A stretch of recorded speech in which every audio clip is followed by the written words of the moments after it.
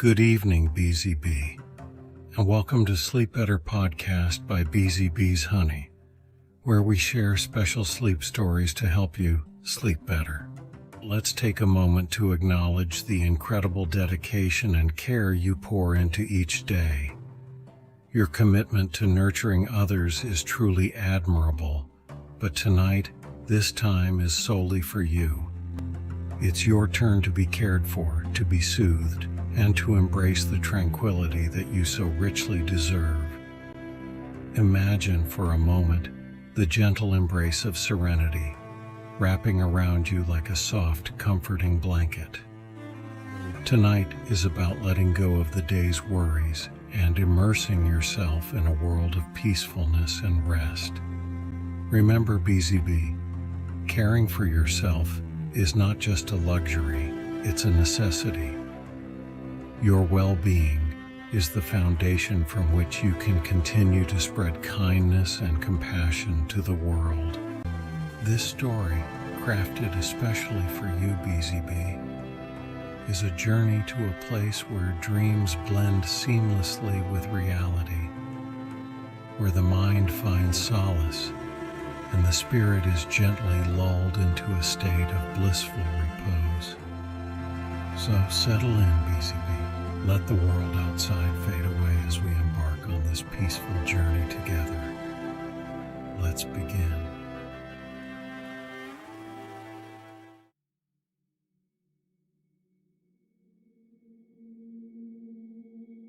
In an age when the world was younger and the veil between the divine and mortal realms was thinner, the gods of Olympus reigned supreme, their desires and disputes shaping the fate of the world below.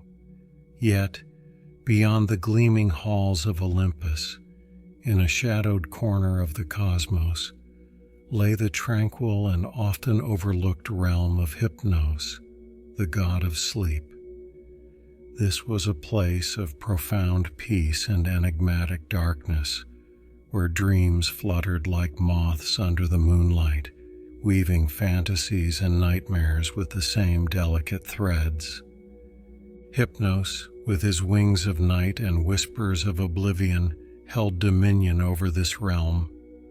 Unlike his fellow deities, whose dramas and dalliances often spilled into the mortal world with thunderous impact, Hypnos preferred the quietude of his shadowy domain.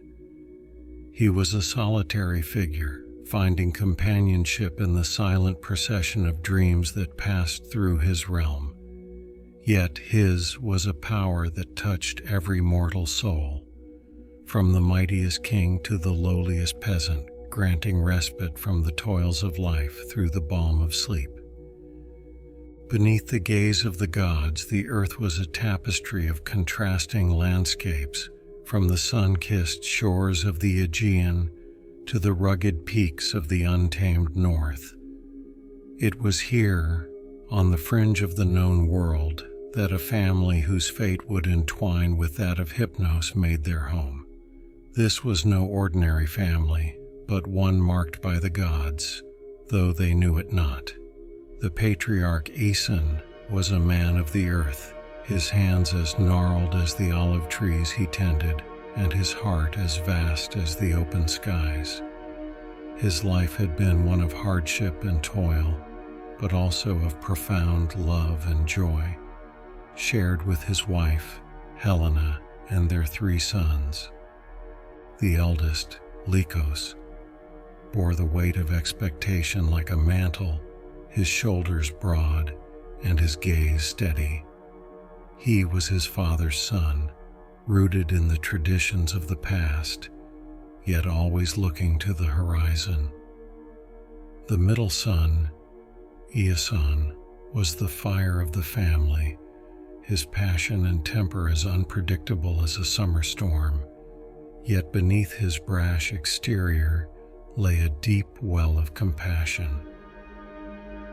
And then there was the youngest, Nikos, with eyes as wild as the untamed forests and a spirit that yearned for freedom beyond the confines of their world. Nikos was the embodiment of the restless heart, never content to linger long in one place, always drawn to the shadowed paths and the mysteries they held. It was this youngest son, with his dreams of distant lands and his disdain for the shackles of tradition, who first caught the attention of Hypnos. There was something in Nikos's restless spirit that mirrored Hypnos's own solitude, a similarity that drew the god's gaze time and again. Hypnos watched as Nikos wandered the forests and climbed the mountains, seeking something he could not name, a yearning that echoed in the god's own heart. As the seasons turned, Hypnos found himself increasingly drawn to the mortal realm, his visits to the world of men becoming more frequent. He watched over the family, unseen, as they celebrated and mourned, as they loved and lost. In the tapestry of their lives, Hypnos saw the reflection of the divine dramas played out on Olympus. Yet there was a purity in their joys and sorrows that the gods had long since forgotten. Amidst the beauty and brutality of the mortal world, the boundary between the realms of God and man began to blur for Hypnos. He knew the laws that governed his kind, the edicts that forbade direct interference in the affairs of mortals. Yet, as he observed the family, and Nikos in particular, a desire to reach out, to intervene, began to grow within him. It was a dangerous longing, one that threatened to upset the delicate balance between the divine and the earthly. And so, as the first whispers of dawn crept across the land, Hypnos made a decision that would alter the course of destiny, not just for the family he had watched over, but for himself as well. In the realm of dreams, where his power was unchallenged, he would extend an invitation to Nikos, offering him a glimpse into the world beyond his waking life. It was an act of compassion and curiosity, a bridge between the god of sleep and the mortal with the restless heart. But even gods cannot foresee all ends, and the threads of fate are woven with intentions both dark and light.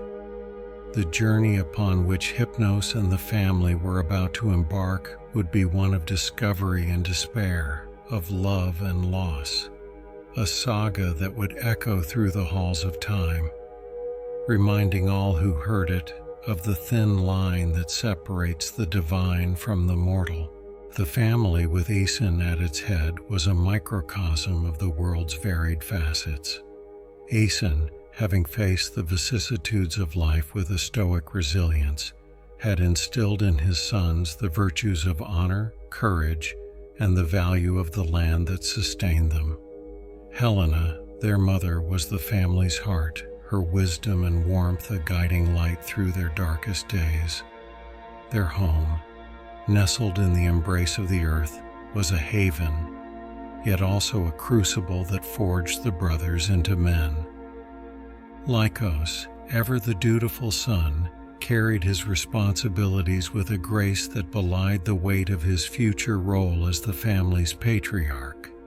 His connection to the land and his family was unshakable, his decisions always made with their welfare in mind.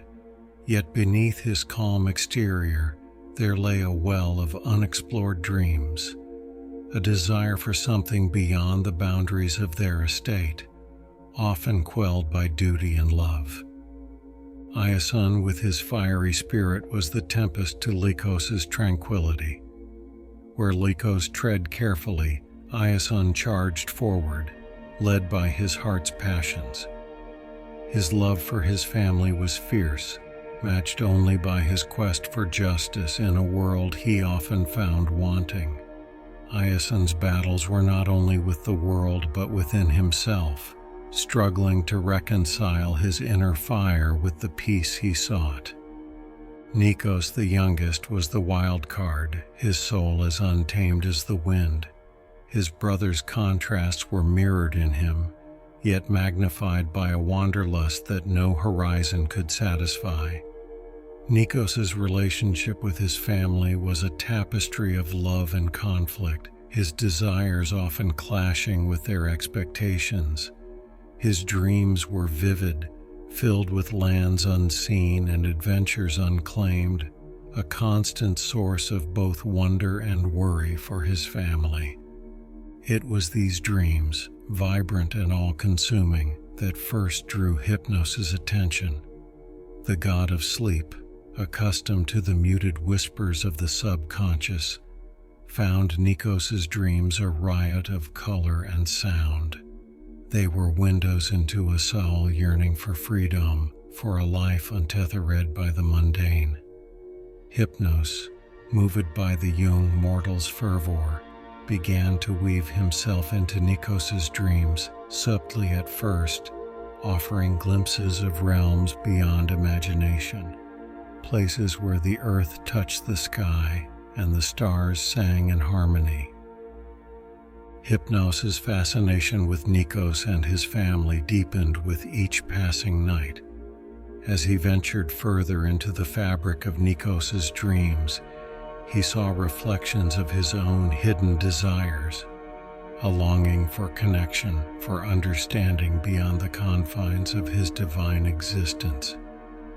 Hypnos, in his solitude, found a kinship with Nikos, a mortal whose heart beat with the same restless rhythm as his own. This connection, however, was not without its consequences.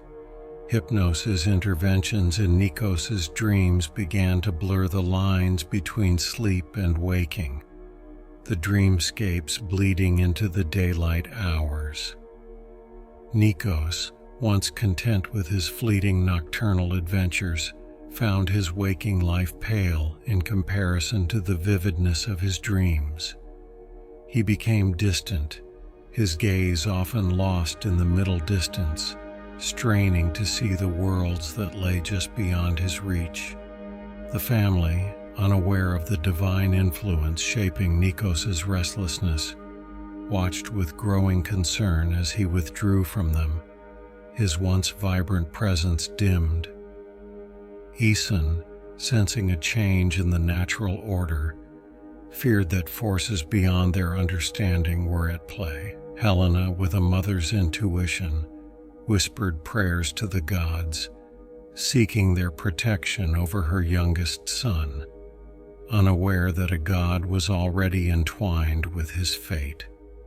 As the seasons changed, so too did the nature of Hypnos's visits. No longer content to be a mere observer, he began to interact with Nikos in the dreamscape, taking on forms both wondrous and strange. To Nikos, these encounters were both exhilarating and disconcerting, the line between his dream visitor and reality becoming ever more indistinct.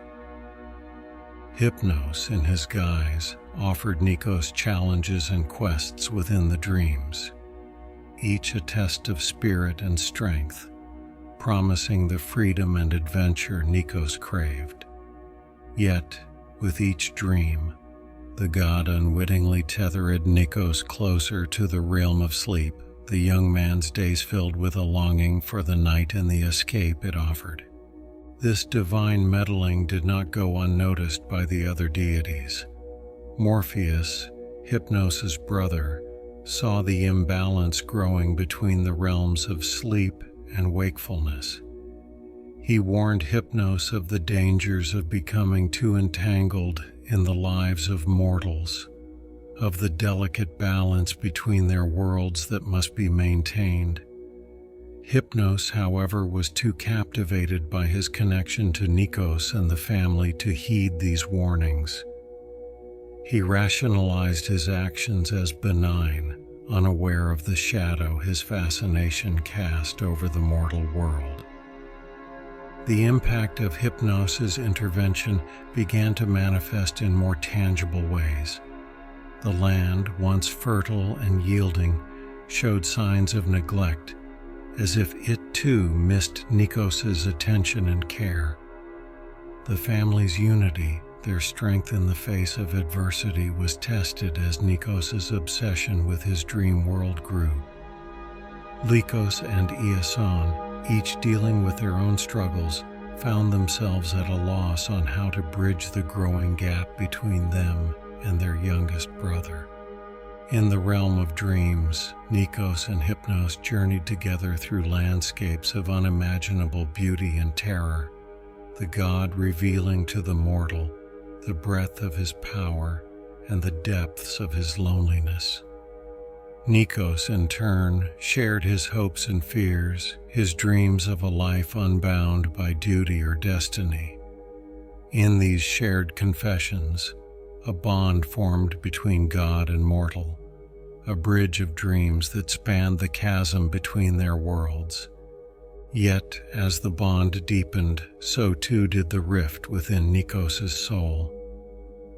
Torn between the allure of the dream world and the ties that bound him to his earthly life, he stood at a crossroads, unaware that the path he chose would shape not only his destiny, but the fate of all who loved him. As the wheel of the seasons turned, the family's estate, once a bastion of prosperity and unity, began to show signs of strain. The fields, tended less frequently by hands preoccupied with internal and external battles, yielded poorer harvests. Eason, ever the pillar of strength, found his health waning, his once indomitable spirit tested by the creeping shadows of uncertainty that had begun to envelop his family. Lycos, shouldering the additional burdens, felt the weight of his future leadership more heavily than ever. The practical realities of managing their lands and the increasing responsibilities pressed upon him, drawing him further from his brothers, especially Nikos, whose growing detachment became a source of deep concern.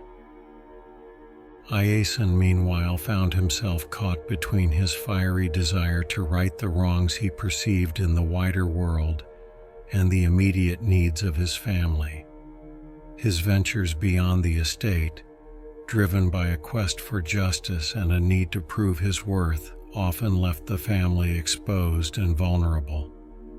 His actions, though well-intentioned, sometimes brought trouble to their doorstep, straining the bonds of trust and loyalty that held the family together. Nikos's journey into the realm of dreams had taken a toll not only on himself, but on those around him. His nights were filled with adventure and discovery, guided by the enigmatic presence that had promised him a taste of the freedom he craved. Yet, each dawn brought with it a sense of loss, a mourning for a world that felt more real to him than his own. His days were marked by a listlessness, a disconnection from the land and the people who loved him. The family's struggles were a mirror to the turmoil within Nikos's soul. His heart, torn between the call of the dream world and the ties of blood and duty, beat with a rhythm of discord and longing. The more he immersed himself in the dreams, the more distant his reality became, until it felt like a thin veil through which he could barely perceive the world. Unbeknownst to the family, the root of their unraveling lay in the divine interest that had entwined itself with their fate. Hypnos, oblivious to the consequences of his fascination, continued to draw Nikos deeper into the dream realm. The god's intentions, while not malevolent, were born of a loneliness that mirrored the mortal's own restlessness, a desire for a connection that transcended the boundaries of their respective worlds. Hypnos's involvement with Nikos had become a beacon that drew the attention of other deities, curious or concerned about the god of sleep's unprecedented attachment to a mortal. Among them was Morpheus, who saw the unfolding drama as a cautionary tale of the dangers inherent in crossing the divine-mortal divide. He warned Hypnos of the fragile balance that governed the interactions between their realms, a balance that Hypnos, in his fascination, had begun to tip. The effects of this imbalance were not confined to the dream world. The land itself, sensitive to the disturbances in the natural order, reflected the discord. Crops grew thin, and animals bore fewer young, as if nature itself mourned the fracture between the god and the mortal. The family, once the heart of the community, found themselves increasingly isolated, their plight whispered about in hushed tones by neighbors who once had been friends. As Aeson's health declined, so too did the family's fortunes. Lycos, struggling to fill his father's shoes, faced challenges that seemed insurmountable. Iason's absences grew longer, his quests more quixotic, leaving Lycos to contend with the estate's dwindling resources and the care of their ailing father.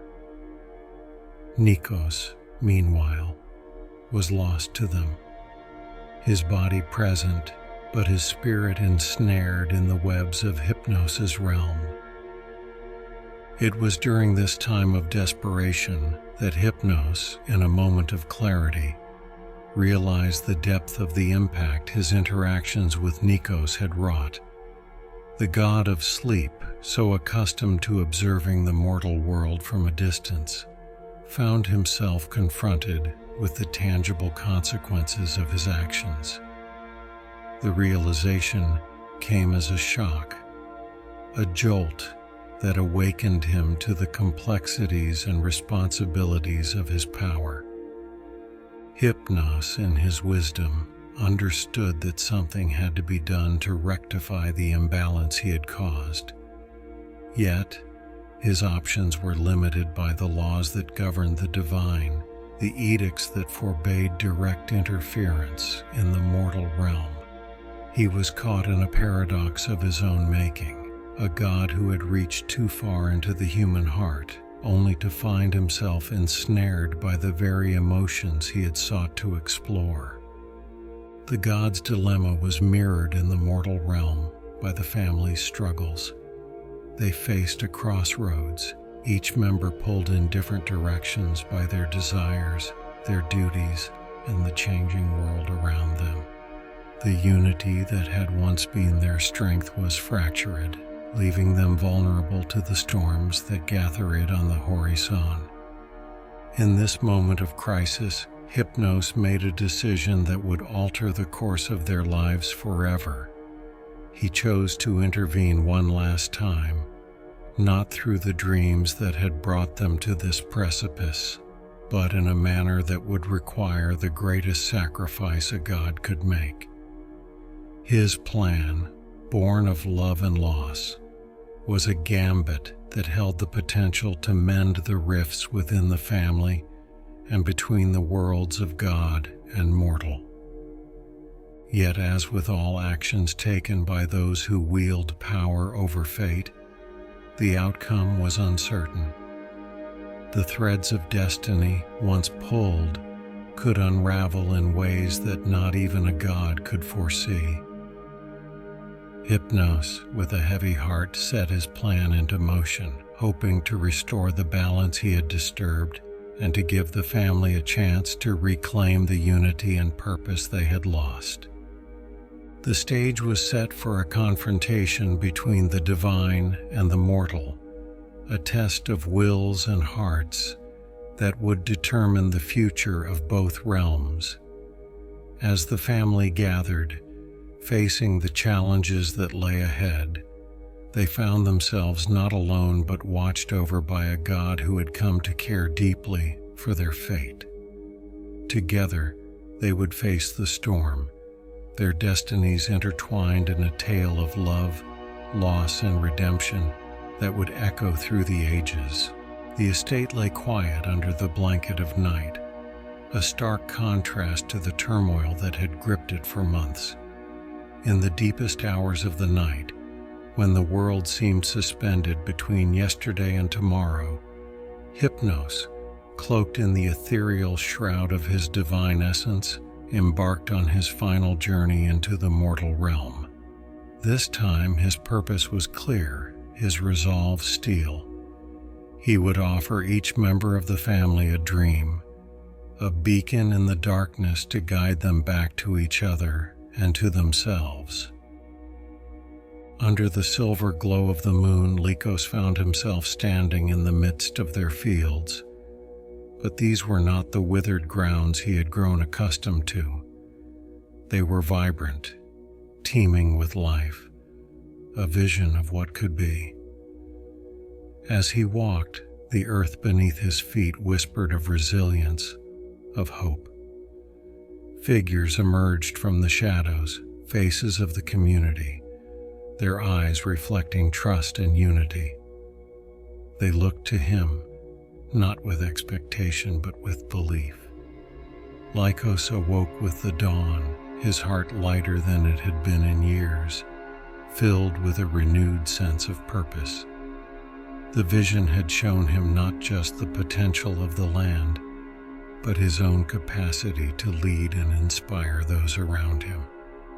Iason found himself on a battlefield, but not the kind he had imagined. This was a field of his own making, strewn with the consequences of his rash actions and unchecked anger.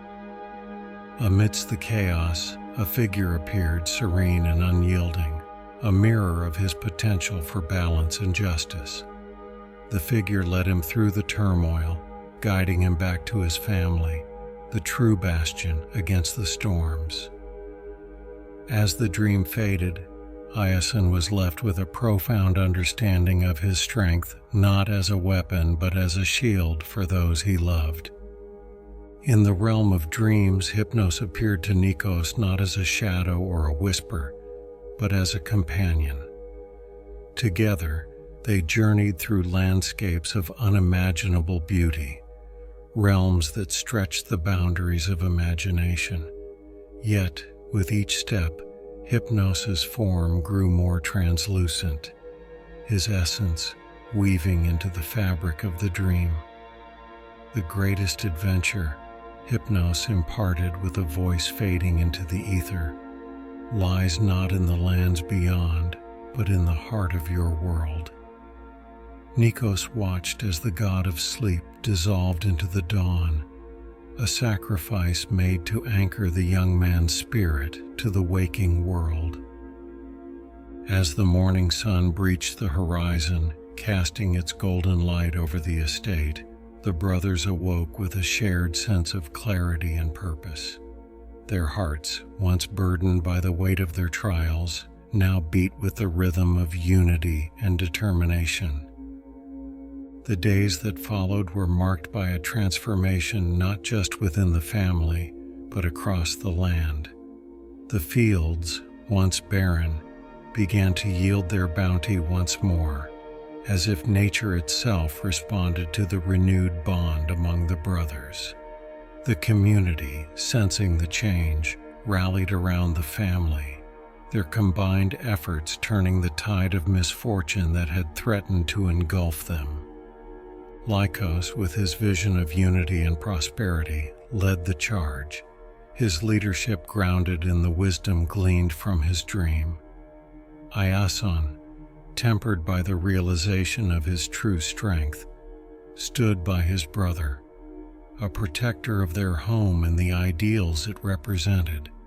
And Nikos, his wanderlust now a source of inspiration rather than escape, wove the tales of his dreams into the fabric of their reality, enriching the land with the depth of his experiences.